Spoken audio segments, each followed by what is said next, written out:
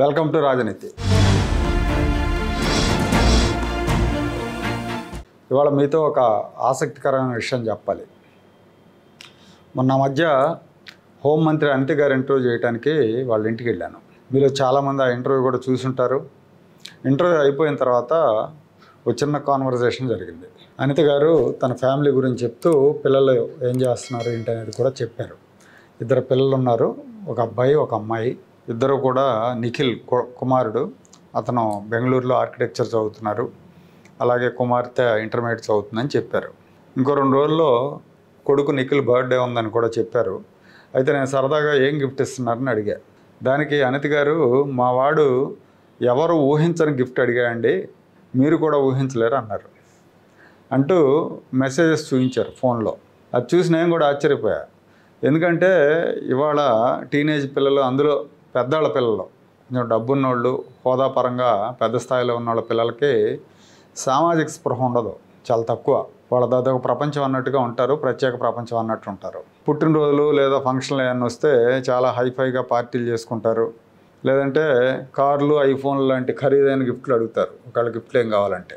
కానీ ఈ నిఖిల్ మాత్రం ఇది ఊహించరు, ఎవరు ఊహించరు అనమాట. ఊహించని గిఫ్ట్ అడిగాడు. అదేంటి, అనకాపల్లి జిల్లాలో ఒక శిథిలావస్థలో ఉన్న జడ్పీ స్కూల్ని బాగు చేయించమన్నాడు. ఎస్ రాయవరం అనే గ్రామంలో జడ్పీ స్కూల్ భవనాలు శిథిలావస్థకు చేరుకున్నాయి. పైకప్పులన్నీ కూడా పోయినాయి, పాడైపోయినాయి, కారుతుంది, వర్షం పడితే పిల్లలకు రక్షణ లేకుండా పోయిందని ఎన్నికల ప్రచారంలో, అనిత గారి ఎన్నికల ప్రచారంలో ఈ పిల్లలు కూడా తిరిగారు అనుకుంటా. ఆ ప్రచారంలో పరిచయమైన ఒక వ్యక్తి ఫోటోలు తీసి నిఖిల్కి మెసేజ్ చేశాడు. ఇది నీ పరిధిలోది కాకపోయినప్పటికీ మీ మదర్ మంచి హోదాలో ఉన్నారు కాబట్టి మదర్ ద్వారా ట్రై చేయండి అని రిక్వెస్ట్ చేశాడు. సో దాంతో నిఖిల్ ఈ ఫోటోలు, ఆ మెసేజ్ అన్నీ కూడా అనిత గారికి ఫార్వర్డ్ చేసి, అనిత గారి బర్త్డే గిఫ్ట్ ఏం కావాలమ్మా నీకంటే, నాకు బర్త్డే గిఫ్ట్ ఇదే ఇవ్వాలమ్మా, మీరు ఈ స్కూల్ను బాగు చేయించండి, అదే నాకు బర్త్డే గిఫ్ట్ అని చెప్పాడంట. మంత్రి గారు కూడా వెంటనే స్పందించి అధికారులకి నిధులు మంజూరు చేయాలి రిపేర్లకి అని లెటర్ రాశారు. ఈ స్కూల్ భవనాలు 65 ఏళ్ల క్రితం నిర్మించారు.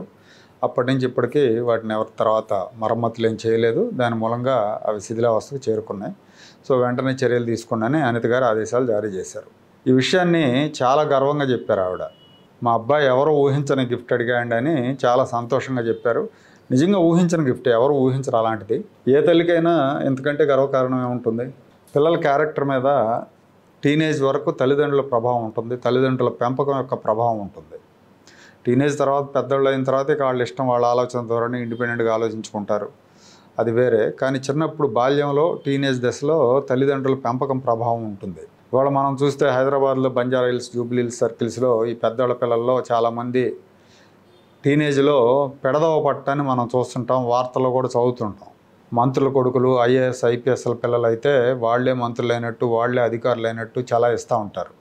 మంత్రుల దాకా ఎందుకు, కార్పొరేటర్ల పిల్లలు కూడా అదే విధంగా తయారవుతున్నారు ఇవాళ రోజుల్లో.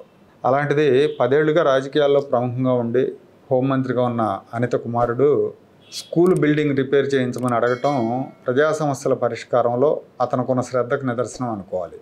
ఇది నిజంగా అభినందనీయం. కనీసం కొంతమంది అయినా ఈ కుర్రాన్ని స్ఫూర్తిగా తీసుకుంటారని ఈ వీడియో చేశా.